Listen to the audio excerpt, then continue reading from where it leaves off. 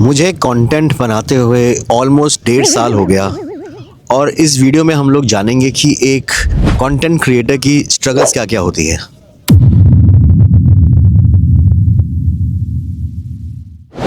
डेढ़ साल पहले जब मैं कंटेंट बनाना शुरू करने वाला था, तब मैंने रियलाइज़ किया कि पूरी दुनिया जो है वो दो लोगों में डिवाइडेड है। एक जो कंटेंट बनाते हैं जिनको हम बोलते हैं क्रिएटर, और दूसरे कंज्यूमर जो कंटेंट कंज्यूम करते हैं। मैंने सोचा कि मैं अपना पूरा दिन कितना टाइम वेस्ट करता हूँ यूट्यूब में वीडियोस देख के, इंस्टाग्राम की रील्स देखते देखते, टिकटॉक को देखते देखते, जिसको बोलते हैं माइंडलेस स्क्रॉलिंग। तो मैंने सोचा कि अगर मुझे कंटेंट में इतना मुझे पसंद है content, so instead of consuming मैं क्यों नहीं क्रिएट करना शुरू करता। इसलिए ये वन ऑफ द रीज़न था कि मैं कंटेंट क्रिएशन की साइड में घुसा। अभी भी मैं कंटेंट कंज्यूम करता हूँ, बट ज़्यादातर दिमाग मेरा सिर्फ यही चलते रहता है कि मेरा नेक्स्ट व्लॉग क्या होगा, मेरी नेक्स्ट रील क्या होगी। ये एक रीज़न है मेरा कंटेंट क्रिएशन में घुसने के पीछे।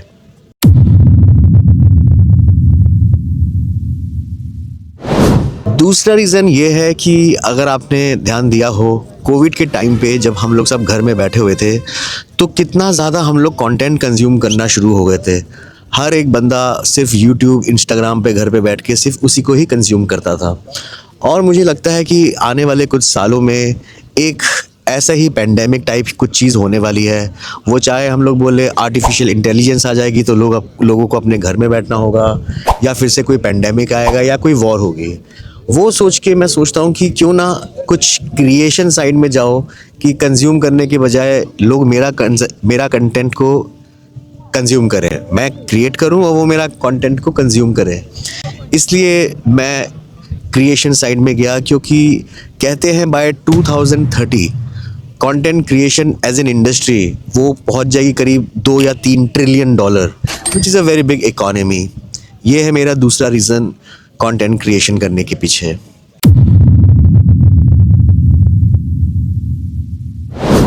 तीसरा रीज़न ये है कि यार मुझे लगता है कि हम लोग जो ये धरती पे आए हैं, जब हमारी लाइफ जितने साल की भी होगी, 40 साल, 50 साल, 60 साल, मैं चाहता हूँ कि अपनी कुछ एक फुटप्रिंट छोड़ के जाऊँ। क्योंकि मरने के बाद वैसे ही लोग आपको याद तो करते नहीं है। एटलीस्ट मेरे डिजिटल फुटप्रिंट हमेशा यूट्यूब पे रहेंगे, कि जब मैं मर भी गया तब भी किसी को भी 100 साल के बाद, 200 साल के बाद मैं कहीं ना कहीं ज़िंदा तो रहूँगा। और मुझे लगता है कि कहीं ना कहीं मेरे पास एक ह्यूमैनिटी के लिए एक मैसेज है। अब वो क्या मैसेज है वो मुझे मालूम नहीं है, but I think YouTube is the biggest platform जिसमें मैं अपना वो मैसेज दे सकता हूँ। अभी तो खैर बहुत जल्दी है, मतलब ऐसा कुछ नहीं है कि मतलब कोई ऐसा मैसेज, मुझे नहीं पता क्या मैसेज है, बट एक अंदर से वो फीलिंग आती है ना कि हाँ शायद कुछ है, शायद मैं एक मीडियम के थ्रू वो मैसेज मैं देना चाहता हूँ। सुनने में थोड़ा अजीब लगता है, but this is how it is, that's how I feel. अब डिस्कस करते हैं हम struggles of a content creator. सबसे पहला जो स्ट्रगल मुझे लगता है वो लगता है आइडिया, कि रोज़ सवेरे उठो, क्या आइडिया बनाओ। कितनी बार ऐसा होता है कि ऐसा लगता है कि यार वो आइडिया ऑलरेडी यूज़ कर चुका है कोई ना कोई, हम लोग उसको वही डुप्लीकेट कर रहे हैं। आजकल यूट्यूब पे बहुत लोग आते हैं कि सब लोग आइडिया एक दूसरे के कॉपी करते रहते हैं, कुछ ओरिजिनलिटी नहीं रहती। बट मुझे पर्सनली वो आइडिया समझ में नहीं आते। मैं चाहता हूँ कि मैं जो भी कंटेंट बनाऊँ उसमें कहीं ना कहीं मेरा खुद का अपना ही हो, जिसमें मैं कुछ कॉपी ना किया हो। आपको कितने साल हो गए कंटेंट बनाते हुए? हम तो शुरू करते हैं बंद करते थे, शुरू करते हैं बंद करते थे, बिकॉज सबसे ज़्यादा बड़ी प्रॉब्लम यही है कि कंटेंट ही नहीं समझ आता। या तो दूसरों को कॉपी कर लो सेम टू सेम चीज़, या तो फिर छोड़ दो। ओरिजिनल चीज़ मिलना बड़ा मुश्किल है। तो बहुत सालों से ट्राई कर रहे हैं बट समझ नहीं आता, इसलिए कंसिस्टेंसी नहीं है। स्ट्रगल नंबर 2 होता है एक्सपेक्टेशन। हम लोग जब भी कोई वीडियो बनाते हैं, हम लोग को ऐसे वो फील आ रहा होता है भाई ये तो फाड़ देगा, ये तो फुल वायरल हो जाएगा, इसको तो मिलियंस ऑफ व्यूज़ आएंगे। बट आते हैं 11 व्यू, 12 व्यू, 13 व्यू, 2 लाइक।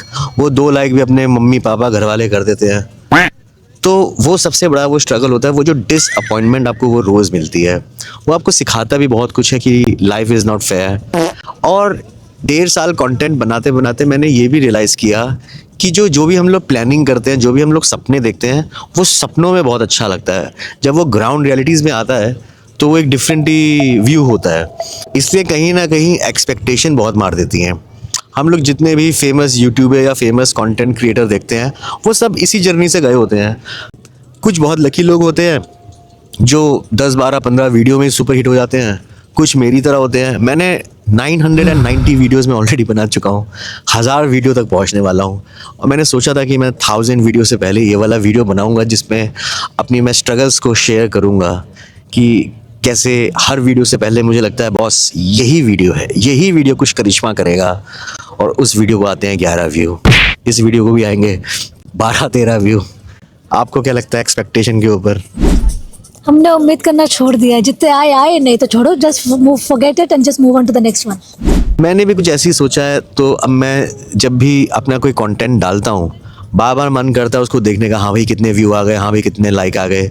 तो एटलीस्ट मैंने उस चीज़ को, उस जो बोलते हैं ना तलब को रोकने की कोशिश की है कि एक बार जब मैं अपना वीडियो डाल देता हूँ उसके बाद मैं अपना चैनल तभी खोलता हूँ जब मैं नेक्स्ट वीडियो डालने लगता हूँ। बट हाँ, मैंने देखा लोगों को एक स्टेटस डालने के बाद, एक फ़ोटो डालने के बाद वो बार बार चेक करते हैं कि कितने लाइक आ गए, कितने कमेंट आ गए। मैं भी करता था बट अब नहीं करता। तो कहीं ना कहीं मुझे लगता है कि अगर आप भी एक स्ट्रगलिंग कंटेंट क्रिएटर हो तो अपनी एक्सपेक्टेशंस जो है ना वो बिल्कुल छोड़ दो। अपना काम, हम लोग सिर्फ क्या कर सकते हैं, हम लोग सिर्फ अपना काम कर सकते हैं। वो कृष्ण भगवान ने बोलना है, कर्म कर, फल की चिंता ना कर। इसलिए अपना कंटेंट बनाओ, आना होगा। अगर कंटेंट अच्छा होगा तो ऑब्वियसली आ ही जाएगा। स्ट्रगल नंबर 3 होता है सोसाइटी। फैमिली क्या कहेगी, लोग क्या कहेंगे। पहले जब मैं कुछ यूट्यूबर्स को देखता था, समय रैना हो गया, कैरी मिनाती हो गया, ये लोग बहुत गाली गलौज करते हैं अपने कंटेंट में। तो मैंने सोचा कि यार मतलब बहुत इजी तरीका है, ये तो शॉर्टकट है, गाली गलौज करो, लोगों की लाइक्स आ जाएंगे, कमेंट आ जाएंगी। बट मैंने रियलाइज़ किया बाय द टाइम कि मैं वैसा इंसान नहीं हूँ। आई मीन गाली गलौज मैं भी करता हूँ बट ऑन कैमरा मेरे से गाली गलौज नहीं हो सकती, क्योंकि मुझे लगता है कि यार छोटे बच्चे देख रहे होंगे, बड़े लोग देख रहे होंगे। पर्सनली मैं किसी को ये नहीं बोल रहा कि वो बुरा है मैं अच्छा हूँ, मैं ये बोल रहा हूँ कि मैं वैसा इंसान नहीं हूँ, मुझसे ऑन कैमरा गाली वाली दी नहीं जाती। और हम लोग बस यही सोचते रहते हैं कि लोग क्या कहेंगे, फ्रेंड्स क्या कहेंगे, फैमिली क्या कहेगी। बहुत टाइम तक, अभी तक मैंने जो अपना चैनल है वो मैंने अपने फेसबुक के जो अकाउंट है उसमें नहीं डाला, सिर्फ यही सोच के कि मेरे उसमें बचपन के दोस्त हैं, वो लोग कहेंगे देख ये कंटेंट बनाना शुरू हो गया, ये यूट्यूब बनाना शुरू हो गया। तो कहीं ना कहीं एक दिल में ना अभी भी 1000 वीडियो बनाने के बाद भी दिल के कोने में कहीं पे मेरे को एक वो डर रहता है कि या वो मेरे पीछे बात कर रहे होंगे, मेरा मजाक बना रहे होंगे। ये एक बहुत बड़ी स्ट्रगल होती है। इस कारण कितने सारे प्लान्स होते हैं, कितने सारे व्लॉग आइडियाज़ आते हैं, वो एग्जीक्यूट ही नहीं मैं कर पाता क्योंकि दिल के कोने में वो एक शर्म होती है। इसमें हम एक बात बोलना चाहेंगे कि आई थिंक ये शायद हमारी ना बचपन से कंडीशनिंग होती है ना, उसके ऊपर डिपेंड करता है। हम लोग को सिर्फ बचपन से सिखाया गया तुम ऐसा अच्छा वाला जॉब करो, ये करो, वो करो, ये यूट्यूब वगैरह ये सब को ना कभी इम्पोर्टेंस नहीं दी गई है। तो हम लोगों को ना एक डर रहता है कि सोसाइटी में लोग क्या बोलेंगे, ये वो। एंड आई थिंक हम लोगों को इस चीज़ के ऊपर उठना है। एंड हमने बहुत बार ये चीज़ पढ़ी भी है कि जब तक सोसाइटी की या आपके पेरेंट्स की या आपकी फैमिलीज़ की वो वॉइस आपके दिमाग में रहेंगी ना कि ये मत करो, वो मत करो, ऐसा नहीं वैसा नहीं, तब तक हम लोग आगे बढ़ ही नहीं पाएंगे। हम लोग एक ककून में, सेफ जोन में रहेंगे, हम लाइफ को एक्सपीरियंस नहीं करेंगे। तो I think we have to get out of that. And मैं भी डेली ट्राई करती हूँ कि उस चीज़ से बाहर निकलूँ, बट टाइम लगता है। तो आई थिंक ये कंडीशनिंग के ऊपर बहुत डिपेंड करता है। स्ट्रगल नंबर 4 आता है फिल्मिंग इन पब्लिक। पब्लिक के सामने बॉस वीडियो बनाना, उसके लिए बहुत जिगरा चाहिए। स्टार्टिंग में तो मेरे को तो बहुत ज़्यादा फटती थी, शर्म आती थी यार, वो देख रहा है मेरी तरफ, वो देख रहा है मेरी तरफ। बट हाँ, अभी वो धीरे धीरे करके वो निकल जाता है। अब फ़र्क नहीं पड़ता कि लोग क्या कहेंगे पब्लिक में फिल्म करने के लिए। जो स्ट्रेंजर लोग होते हैं ना उनसे मेरे को कुछ लेना देना है ना कुछ करना है। बट हाँ, वीडियो बनाने के बहुत टाइम तक, आई थिंक 100-200 वीडियोस तक एक शर्म रहती थी यार कि यार वो मेरे को देख रहा है, वो मेरे को ऐसे करेगा वैसे करेगा। बट हाँ, मगर अभी भी जो नए कंटेंट क्रिएटर हैं उन लोग को वो शर्म आएगी। तो बस आई थिंक तुम लोग वो शर्म वरम निकाल दो, वो तुम्हारे बिल नहीं भरने वाले। जब तुम्हारे मिलियन सब्सक्राइबर हो जाएंगे तो वही लोग तुम्हारे फ़ैन होंगे। इसलिए पब्लिक में तो इतना टेंशन मत लो। बट हाँ, कभी भी किसी के मुंह पे जाके कि तुम कैमरा ऐसे लेके मत चले जाओ। कि एक प्राइवेट स्पेस देना सबको इम्पोर्टेंट है, तुम्हारी भी प्राइवेट स्पेस होएगी। तो एज अ कंटेंट क्रिएटर ये तुम्हारी रिस्पॉन्सिबिलिटी है कि दूसरे की स्पेस को, दूसरे की प्रिवेसी को तुमको थोड़ा सा रिस्पेक्ट देना चाहिए। नहीं, सेम जो आपने बोला कि फिल्म पब्लिक में फिल्म करो, it's absolutely fine, you are doing your work, but लोगों को अनकंफर्टेबल फील नहीं कराना चाहिए। जैसे आजकल बहुत सारे हम वीडियोस देखते हैं, लोग ऐसे जानबूझ के लोगों को रिकॉर्ड करते हैं just for views, which is stupidity. आपके चेहरे पे कोई लेकर आएगा तो आपको कितना अजीब लगेगा. तो रिस्पेक्ट प्राइवेसी, अपनी स्पेस दो सब लोगों को और ऐसे करो ताकि किसी को डिस्टर्ब ना हो. And of course it's public space, you are open to record, it's your life, it's fine, but just be careful.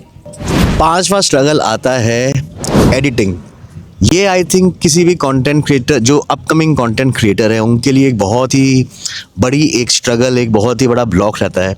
क्योंकि मुझे एज अ क्रिएटर मुझे ऐसा लगता है कि एडिटिंग हमेशा क्रिएटर को खुद करनी चाहिए. क्योंकि आपने जब मैंने अगर कोई वीडियो शूट किया, जैसे मैं अभी ये वीडियो शूट कर रहा हूँ, इस वीडियो के पीछे क्या म्यूज़िक चाहिए होगा, इसके पीछे क्या एडिट आना चाहिए, वो मुझसे अच्छा और कौन बता सकता है. इसलिए मुझे लगता है कि एक कंटेंट क्रिएटर को अपना वीडियो खुद एडिट करना चाहिए. नंबर 1, व्लॉग बनाने या कोई भी वीडियो बनाने के बाद मेरे को ना बेचैनी होने लगती है जब तक मैं उसको एडिट ना कर लूँ. कहीं पे भी मैं होता हूँ, मैं ये सोचता हूँ अरे यार वो एडिट करना है, अरे वो एडिट करना है. तो काम से ज़्यादा वो सर पे बात चढ़ जाती है कि कितनी जल्दी मैं उसको एडिट करके पोस्ट करूं. क्योंकि लगता है ना कि इतना अच्छा वीडियो बनाए, कम से कम मिलियंस व्यूज़ आएंगे. बट हाँ, वो जो एक चुल मची होती है ना कि जल्दी एडिट करना है, एडिट करना है, एडिट करना है, उसके कारण पूरा का पूरा रूटीन ख़राब हो जाता है. कभी मैं रात को 4 बजे सो रहा हूँ, कभी मैं रात को 6 बजे सो रहा हूँ. एकदम से सवेरे नींद उठ जाती है जल्दी कि जल्दी जल्दी मैं व्लॉग को पोस्ट कर दूँ. तो हाँ, ये एडिटिंग जो होता है वो एक कंटेंट क्रिएटर के लिए बहुत ही इंपॉर्टेंट होता है. एंड आई एम श्योर जितने भी क्रिएटर, अगर कोई मेरे को देख रहा है, वो इस चीज़ को समझेगा. Actually yes, as an actor also सब बोलते हैं कि if you are an actor you need to write your own content, you need to shoot it, you need to edit it. But मुझसे एडिटिंग नहीं होती. समहाउ एक्टिंग करने के बाद लाइक बस मेरा काम खत्म हो गया. बट एक्चुअली आना चाहिए because you know how it's going to look. But वही होता ना कि समझ में नहीं आता कि कैसे एडिट करो. And then you feel like आप अपनी स्किल को छोड़ के आप दूसरी जगह जा रहे हो and you are not focusing on your art like acting. तो एडिटिंग क्या ज़रूरी है? एडिटिंग तो दूसरे एडिटर्स हैं, दे कैन डू इट. तो बड़ा कन्फ्यूजन होता है कि काम डेलीगेट कर दो या खुद ही करो. सब कुछ खुद ही करने बैठोगे तो you can not focus on one thing. तो हमारे लिए वो बड़ा कन्फ्यूजन होता है. बट हाँ, सब कहते हैं कि करना तो चाहिए. तो बट हाँ, आप बहुत अच्छी एडिटिंग करते हो, हमने देखा. And I have seen him doing 8 hours of editing non stretch and very nice. Next point जो मुझे लगता है वो है कंपैरिजन. हम लोग जितने भी क्रिएटर हैं, हम लोग अपना खुद के ही दिमाग में एक कंपटीशन बना लेते हैं कि हम लोग दूसरे क्रिएटर के साथ हम लोग अपने आप को कंपेयर करने लगते हैं. हम लोग को उनकी जर्नी मालूम नहीं होते, उनके स्ट्रगल्स मालूम नहीं होते. मैं अपना एग्जांपल देता हूँ कि कभी कभी मैं कुछ भी इंस्टाग्राम पे या यूट्यूब पे कुछ देखता हूँ, मैं सोचता हूँ इसको 1 मिलियन व्यू आ गए, इसको 2 मिलियन व्यू आ गए, इसमें ऐसा क्या था, समझ नहीं आता. तो फिर मैं अपने आप को कंपेयर करना शुरू कर देता था कि यार इससे अच्छा तो मैं हूँ. मुझे ऐसा सोचना तो नहीं चाहिए, ना मुझे ऐसा बोलना चाहिए, क्योंकि मैं अपने आप को कंपेयर करूँ वो ज़्यादा अच्छा है.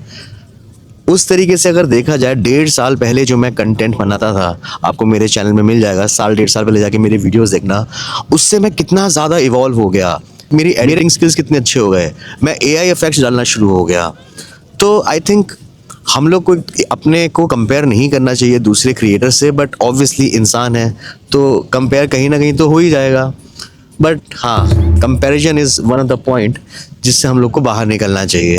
और जो सबसे इम्पॉर्टेंट पॉइंट जो मुझे एक कंटेंट क्रिएटर के लिए लगता है, struggles of a content creator, वो होता है लोनलीनेस. आई थिंक ये जो जर्नी होती है ना आपकी, ये अकेली होती है.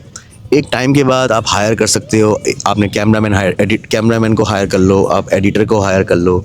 बट उस टाइम तक पहुंचने के लिए जो आपकी जर्नी होती है वो अकेली होती है.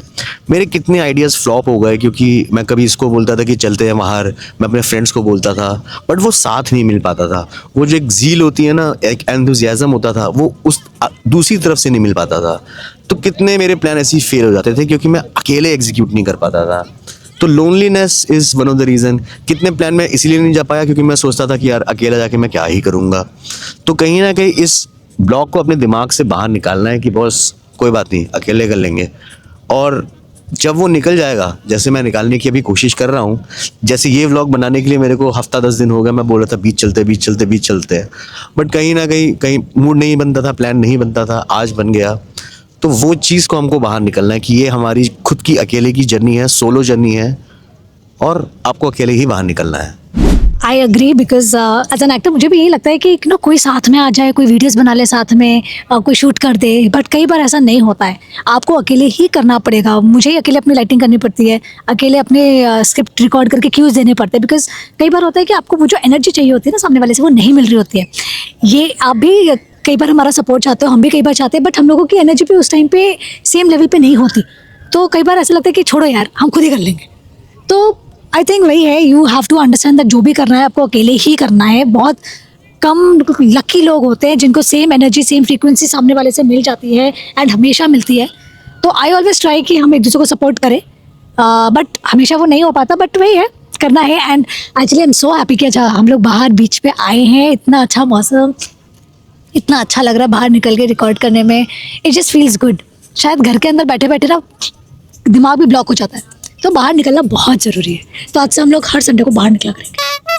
मेरे चाचा ने मेरे को एक बहुत अच्छी एडवाइस की थी। उन्होंने मेरे को बोला कि बेटा, हर इंसान की लाइफ में एक टाइम आता है जब उसको छोड़ के सब चले जाते हैं।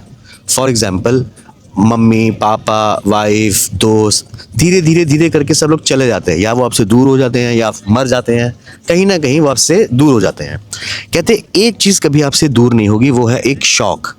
कहते हमेशा हर इंसान का कोई ना कोई हॉबी होनी चाहिए, कोई शौक़ होना चाहिए जो उसको अकेलेपन में भी बिजी रखे। मैंने अपना शौक़ ढूंढने के लिए बहुत चीज़ें की, स्काई डाइविंग की, ये पीछे देख रहे हो आप, काइट फ्लाइंग की, और बहुत सारी एक्टिविटीज़ की, मगर गिटार बजाना सीखा, मगर ना कुछ भी ऐसी चीज़ नहीं लगी जो मेरे लगा कि हाँ ये मेरी हॉबी बन सकती है। ऐसे ही हिट एंड ट्रायल करते करते मैं ये वीडियोस पे आ गया, जहाँ पे मुझे लगा कि नहीं यार, मेरे को क्रिएटर बनना है।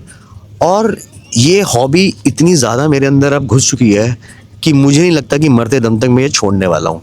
अब मेरे साथ तो ऐसा हो गया है कि मतलब अब मुझे लाइक्स या सब्सक्राइबर की टेंशन नहीं है, मुझे सिर्फ ये रहता है कि यार मैंने आज कुछ बनाया नहीं, आज मैंने कुछ क्रिएट नहीं किया।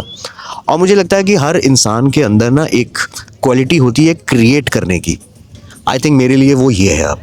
इसलिए पता नहीं, साल, 2 साल, 10 साल, 20 साल, 25 साल, जब तक मेरी सांसें चलेगी तब तक मेरा कुछ ना कुछ कंटेंट तो आते ही रहेगा। ये है मेरा कारण कि मैं आज भी 350 सब्सक्राइबर के बाद भी यूट्यूब पे या इंस्टाग्राम पे कंटेंट क्यों बनाता हूँ। आप क्यों बनाती हो? हम क्यों बनाते हैं ये तो छोड़ दो, यूट्यूब पे अपने बहुत टाइम से कंटेंट नहीं बनाया है, but yes I think this is called passion. And YouTube का इट्स अ प्लेटफॉर्म, एंड अगर आपके सब्सक्राइबर्स हो गए, वॉचर्स हो गए, तो they will give you money, that's a secondary thing. But I think what you are doing is your passion, you are not here for money. तो that is the main thing, and if gives you happiness, that is what it is. पैसा तो छोड़ो, दूसरी जगह से भी कमा लेते हैं। So I think what one must have is passion. Passion के बिना आप किसी भी इंडस्ट्री में कुछ भी नहीं कर सकते, and that's what keeps you going.